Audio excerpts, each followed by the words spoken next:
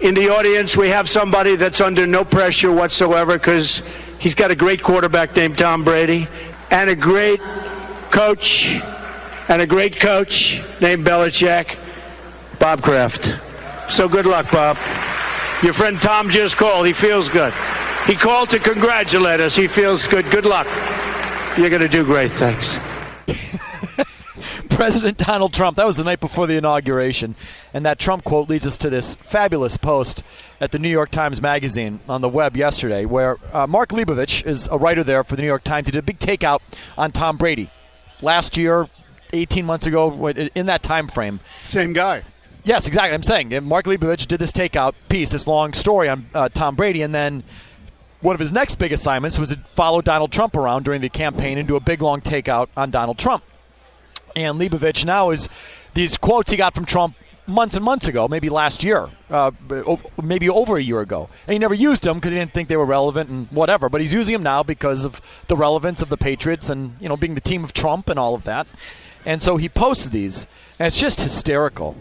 So Leibovich writes last night that he, meaning Trump, has been dropping Brady's name and Kraft's and Belichick's at every opportunity over the last several months.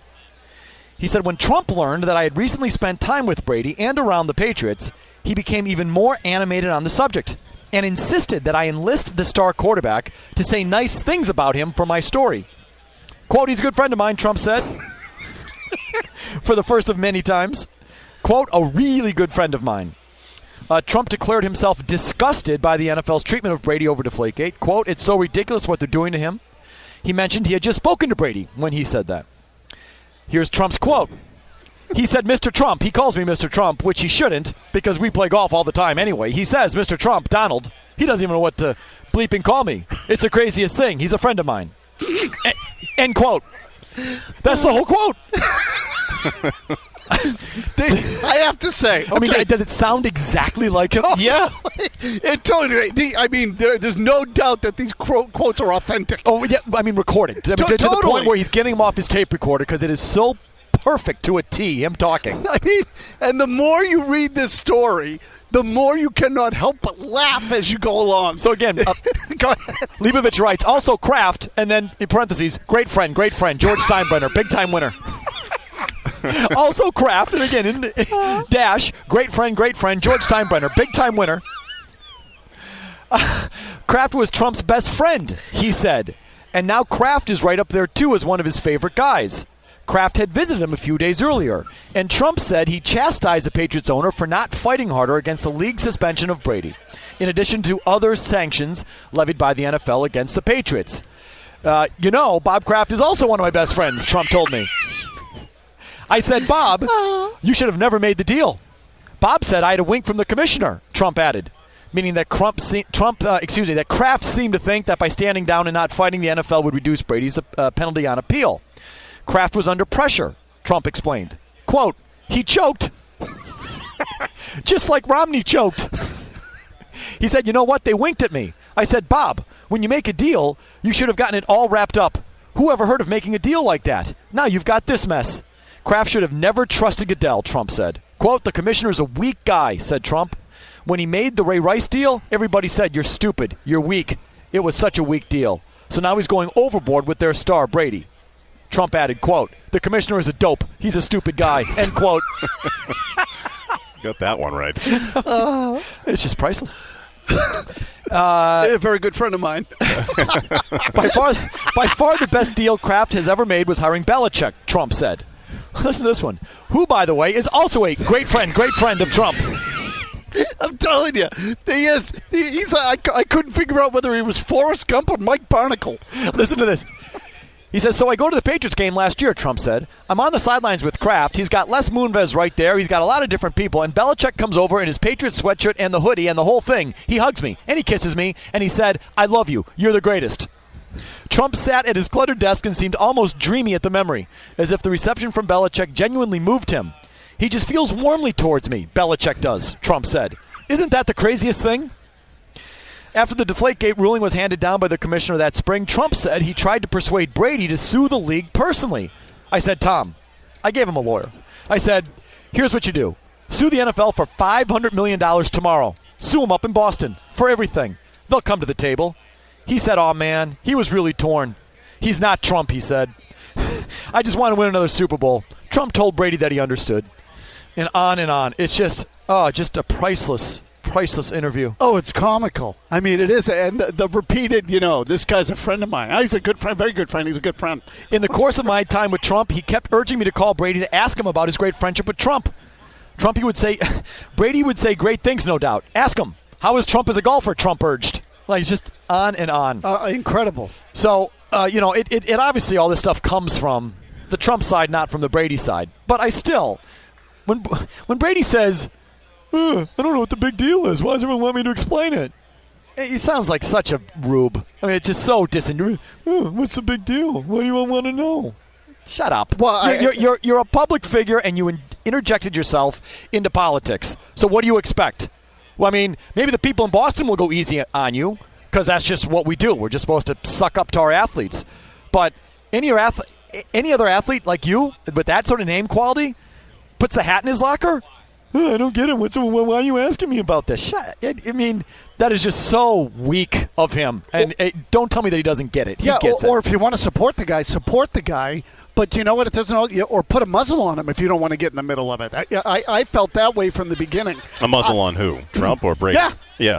Well, Stop using my name. Well, Tony, I'm convinced that he's probably tried to make that phone call, and he's asked him, and Trump won't stop because he has this insatiable lust to be aligned with celebrities, and all the celebrities that were with him before he, got into the election and actually won the damn thing. They've all gone away. There was no one that was going to play the inauguration. No one wants anything to do with them because most of Hollywood is left-leaning. We all know that. Same with musicians. So all he really has left are these guys that are affiliated with the Patriots. So he's got to keep throwing those names out there because they're big names. But Brady could try and put a stop to it, or he could say something publicly himself that says, "I don't endorse him saying that about me."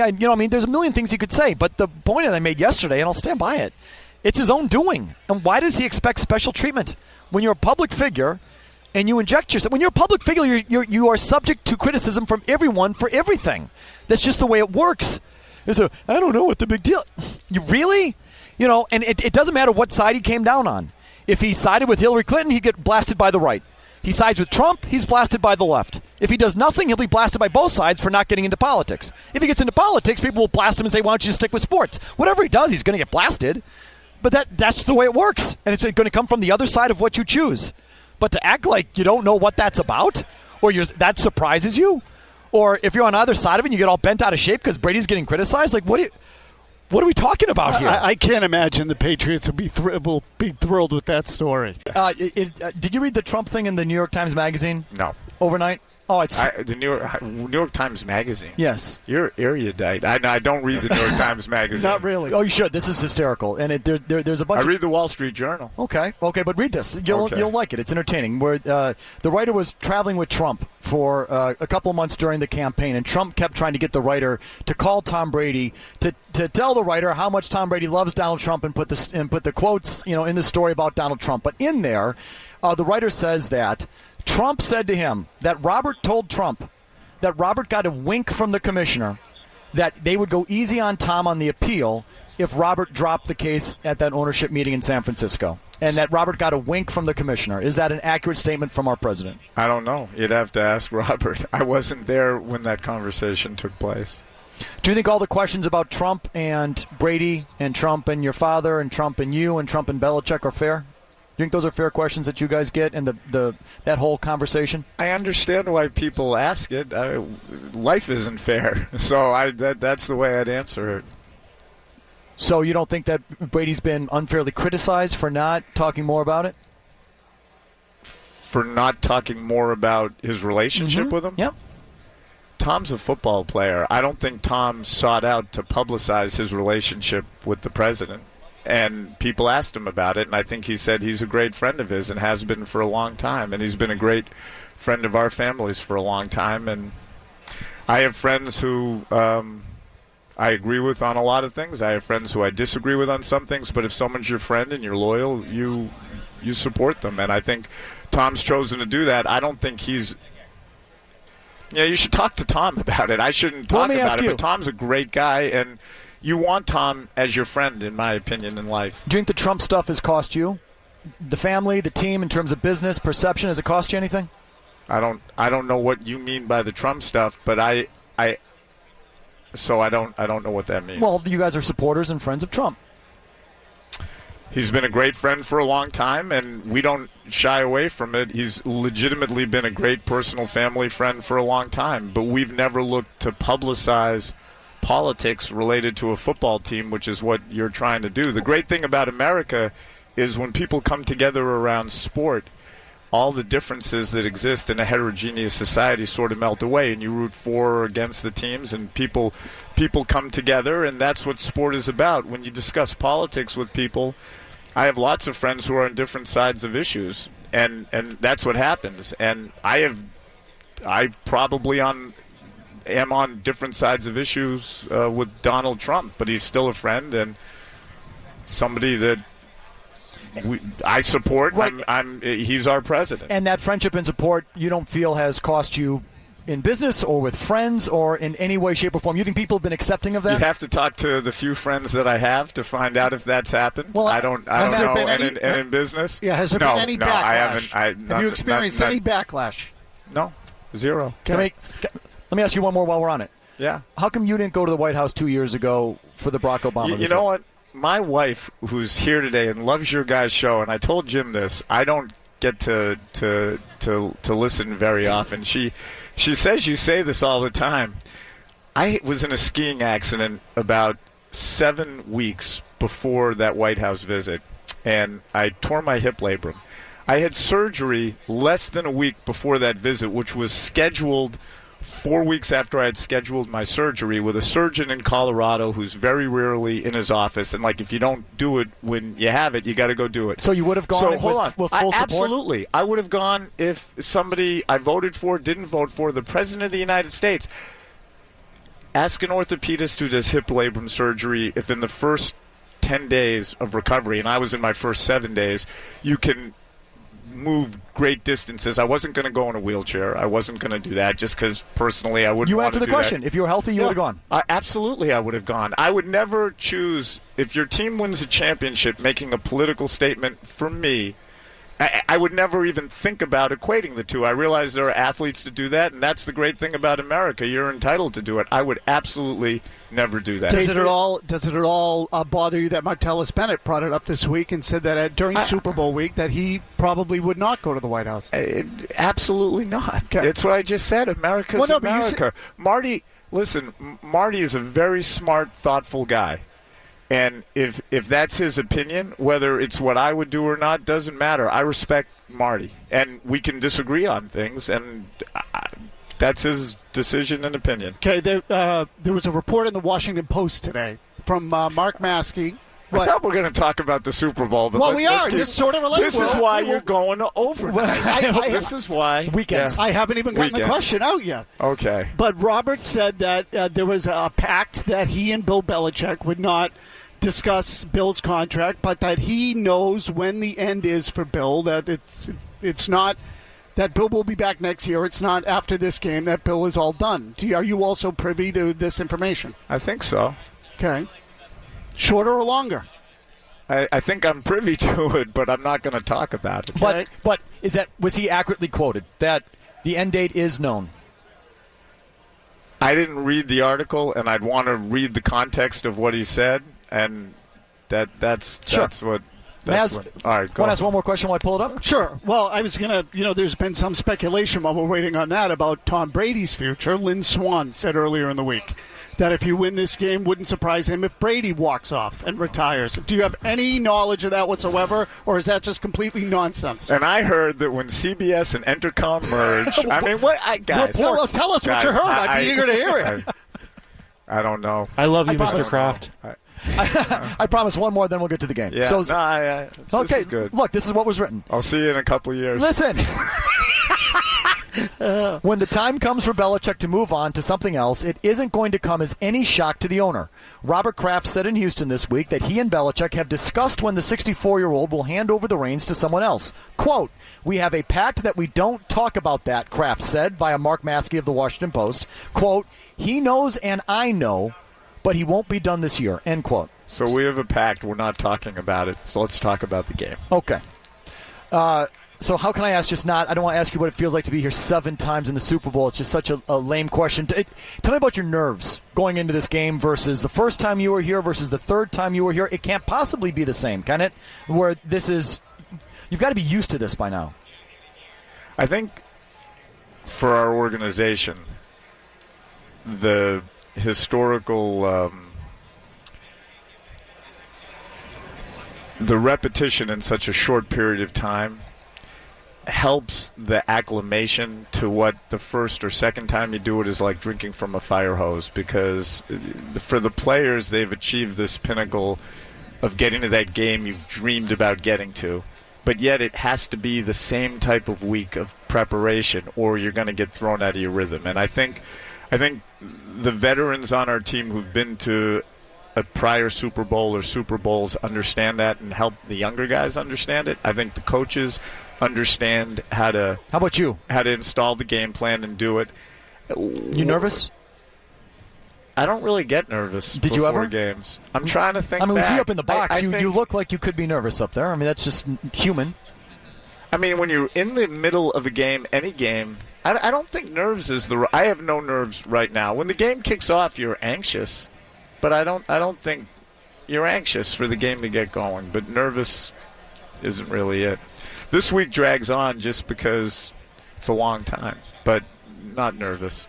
So the season obviously began in certain circumstances, and then the Jamie Collins deal happened in the middle of the year. If I go back a couple of years and say the defense has since obviously played exceptionally well, but if I go back a couple of years, one of the ideas of I don't remember who it was that left at the time, but we got Chandler Jones's contract coming up, we got Dante Hightower's coming up, we got Jamie Collins' deal coming up, and now Collins is gone. You still have some unsigned guys on that defense. Do you hope to keep this group intact? Do you plan to keep this group intact? I think when the season ends next week, Sunday night, Monday, that's when those discussions really start. But obviously there are guys on the defense who are going to be free agents that you look to try to keep. But is there a reason some of those guys haven't been addressed yet? Like typically, oftentimes you will get a lot of these guys done before that final year. And that doesn't mean that there haven't been discussions, but the salary cap has been, in the last couple of years, probably a little more dynamic than it had been in the years prior. Dynamic. It's a good word. Well, okay, you pick the adjective. I mean, I don't know what you Phony. Okay, Phony. Okay. Go ahead. Why don't you expound on it? Malleable, more flexible. Yes. No, the cap has grown. I wouldn't say it's phony. It's grown. It's been more dynamic. That's a word I would use, but grown. And I think when two sides are trying to figure out what the market will be at a certain position and what the value is over a certain period of time versus the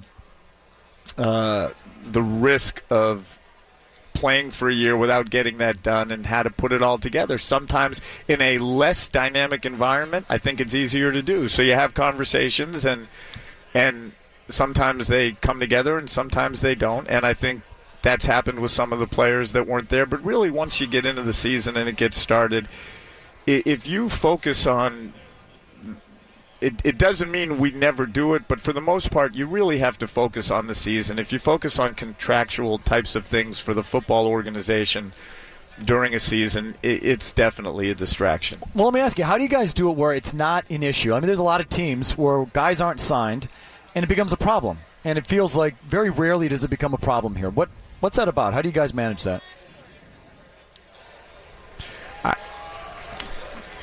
I don't know. I mean, it's part of how we do things. I think I think you have the conversations before the season starts, and I think both sides understand that and understand what it's about. And it's not.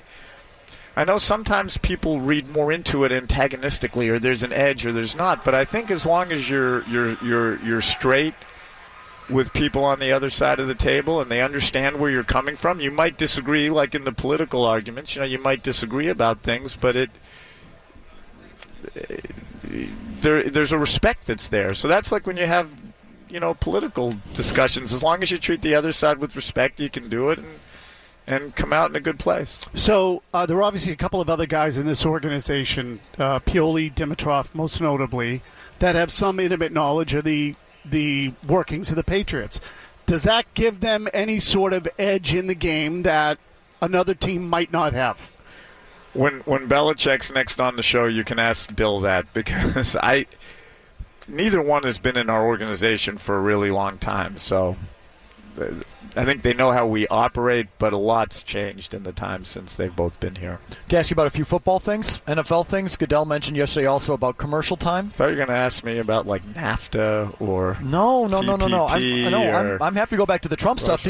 If you want to, did you give Tom Brady the hat to put in the locker? Because I was not the person that gave him. He said J.K. gave it to me. I don't know. John Jastrzemski. No, that's J.J. Who would he said He said J.K. gave it to me. I think I know who gave it to him, and it wasn't me. So if Tommy said that, I don't want to rat anybody out. No, I'm not going to say that was in the locker over a year ago.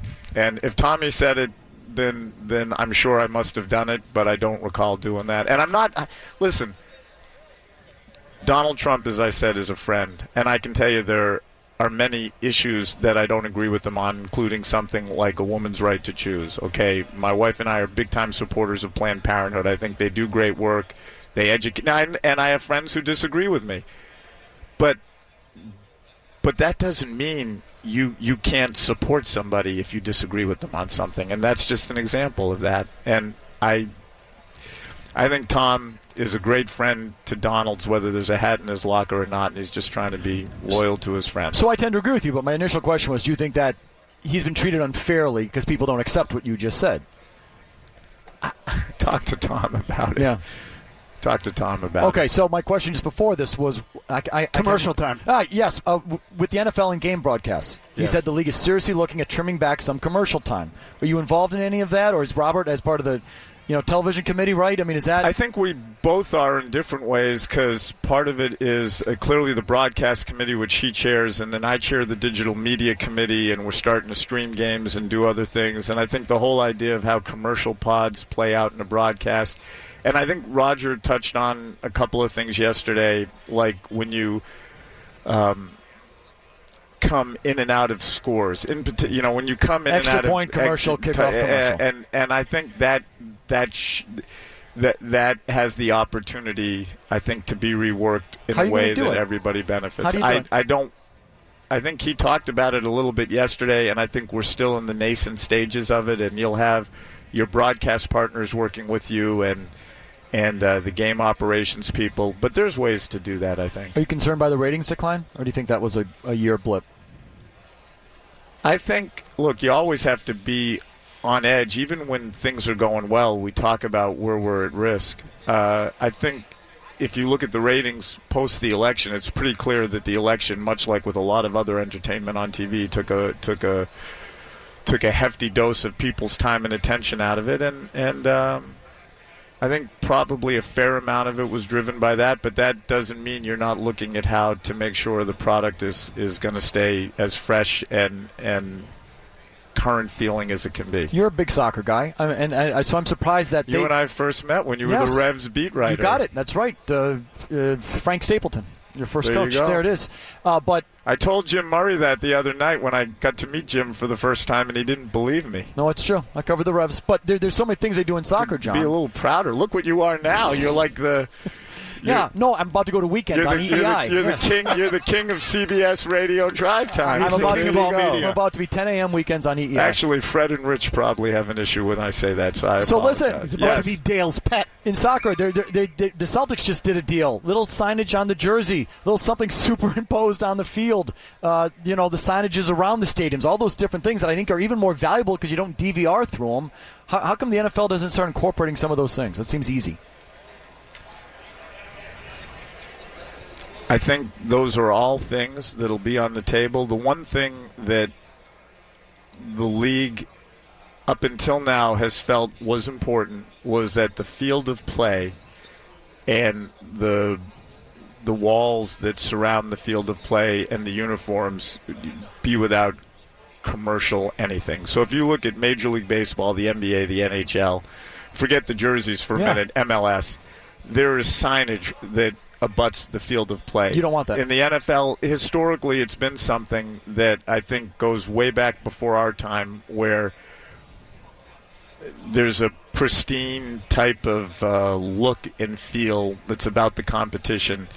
But I'm sure as we move forward, if doing something like that can help make the broadcast more relevant for a younger generation of person who consumes entertainment at a different pace, then I'm sure that's something we'll be looking at. And it makes sense to look at it. You're trying to, at that point, it's not about the history of the pristine, clean look. It's about making sure that the people who are consuming the product feel like they're getting value for the time that they're putting into it. I know this is, again, a longer-term thing as it pertains to football, but what's the level of concern with Gronkowski's health?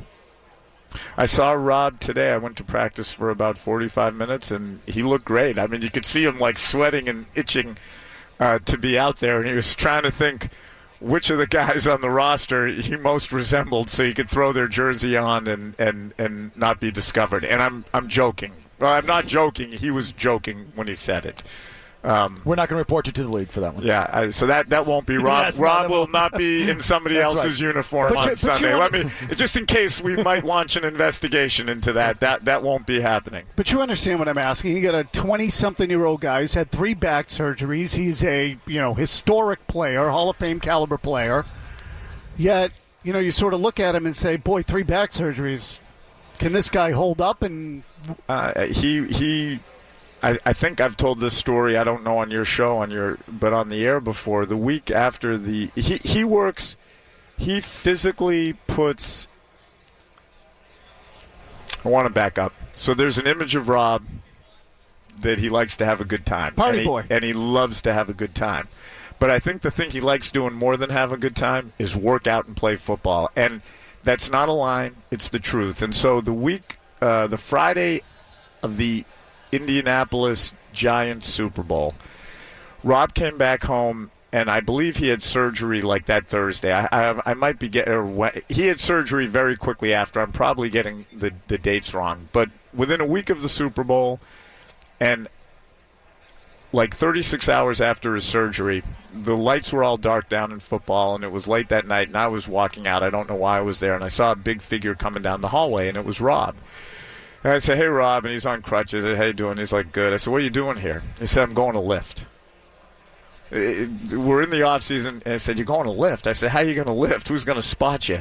He goes, it's a good question. I was in here yesterday, and I was lifting, and I was doing skull crushers, and all of a sudden I realized I was fatiguing, I was maxing out, and I was like, I can't say what he said on the air, but he said I had to move my head and drop the weight because it was going to come down on my face. And that's Rob Gronkowski above even the other guy. So he puts so much into it that and he plays the game so hard, and he's so big, and he's so fast, and it's a physical game. That's what happens. But I don't for a minute doubt his ability to continue playing the game of football. All right, we'll let you go in a second, but you just said that you saw the guys today out of practice.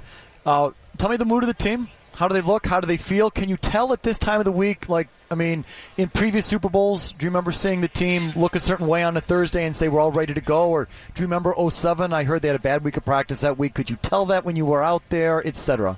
What can you tell them, and what'd you see today? I think people that say you can tell, I don't think I can't. I'm not good enough at it. So I could make something up, but I wouldn't do that. I don't know. They seem great to me, relaxed.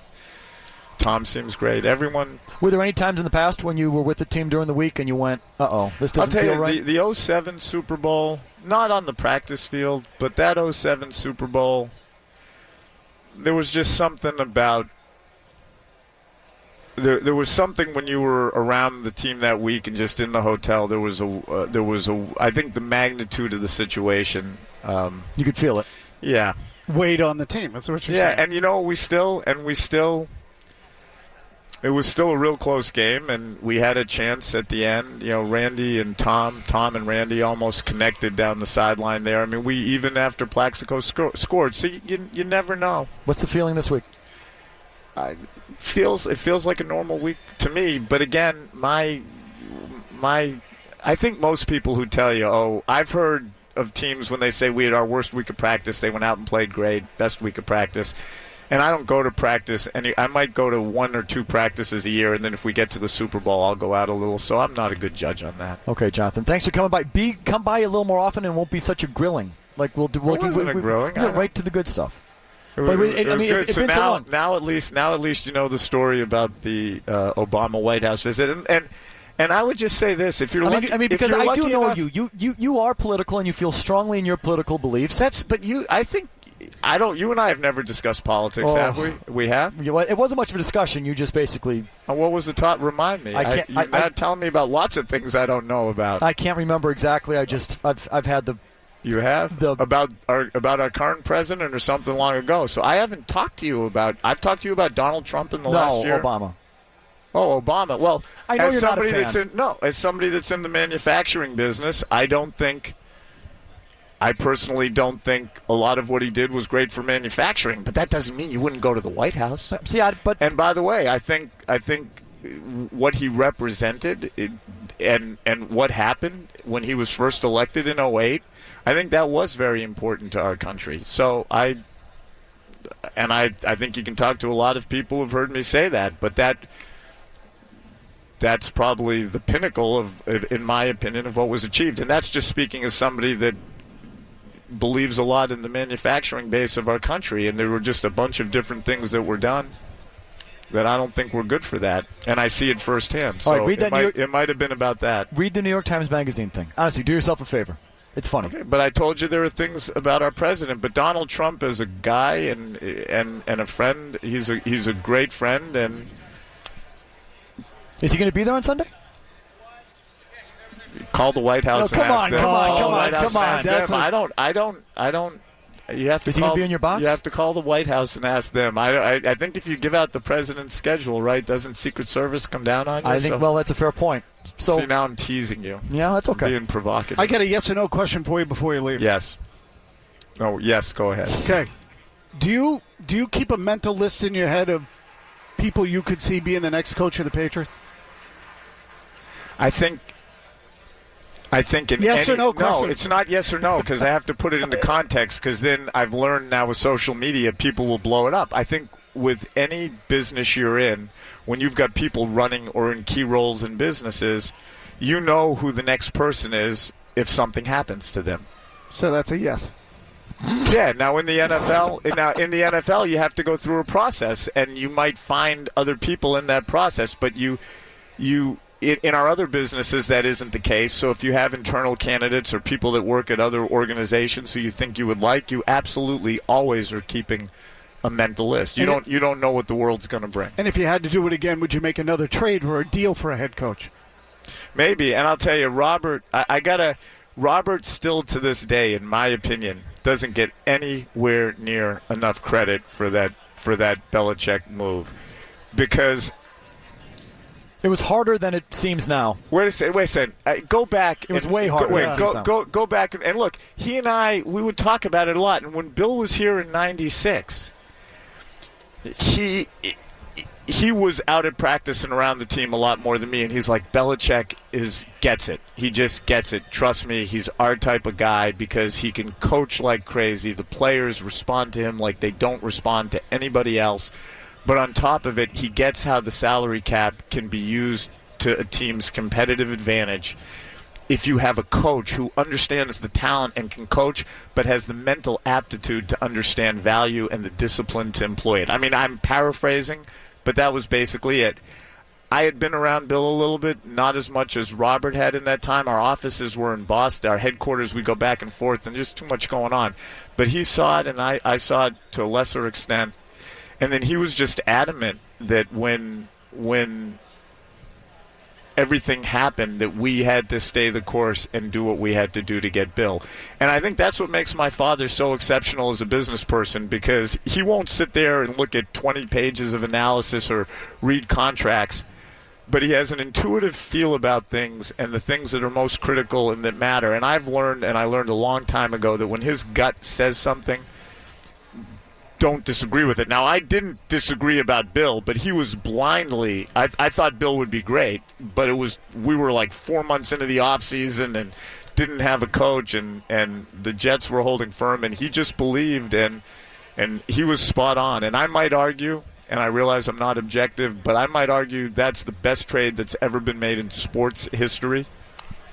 And it certainly, and well, it's up there. I'm not objective. I don't know. I don't know a trade, and it gets lost because at the time, the perspective on, I think, our organization was we didn't know what we were doing, and in reality, I think we had a pretty clear vision about what it was we wanted to do.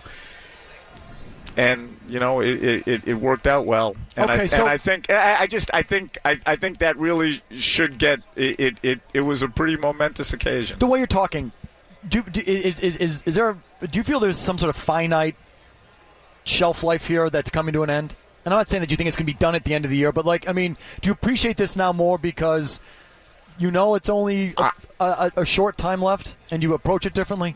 It's not. We plan on owning the team for a long time, so it's not a short. It's not a short shelf life. And competition is an awesome thing. I think when you lose the fire and the desire to try to compete and be great, if you don't have that urgency. Do you feel like you're coming to the end of a great run? Does it feel at all like that? That you're coming to the end of a great historic run, and you don't get many more chances at it, and you're coming to the end of it? I don't think so. I think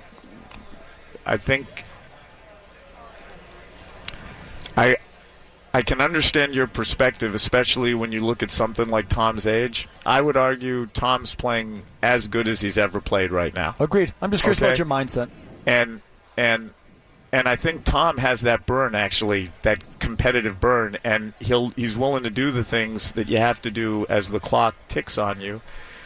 And I think even in the season that Tom wasn't here because of injury, we went 11-5 with a guy that effectively hadn't taken snaps since high school, and I think if you make the right choices at the coach position and the personnel position, and you have people that are on the same page, and you're worried about the internal and doing it right and not managing external imagery, and you've got smart people that understand numbers and can support the football people in managing the cap, hopefully, it'll be our goal to try to keep competing each year to be playing this week. But it's a tough league, and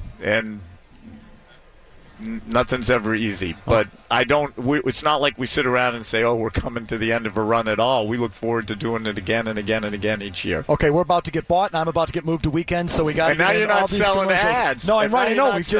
You just cost us a lot of money blowing through all those commercials. Well, you know what? The thing is, you're done. And I do know that Les Moonves will be here this weekend, so I will let Les know you let a lot of money get flushed down the toilet. Jonathan, here. Good luck on Sunday. Thank you. Nice to talk to you Good guys. luck. Thanks and for hey, coming by. Jim Murray, you're awesome. Seriously, you're a big dude. I didn't know you were that big, and living on that bus, and thank you. That was great work. Appreciate it. Appreciate it. Okay, here's the update.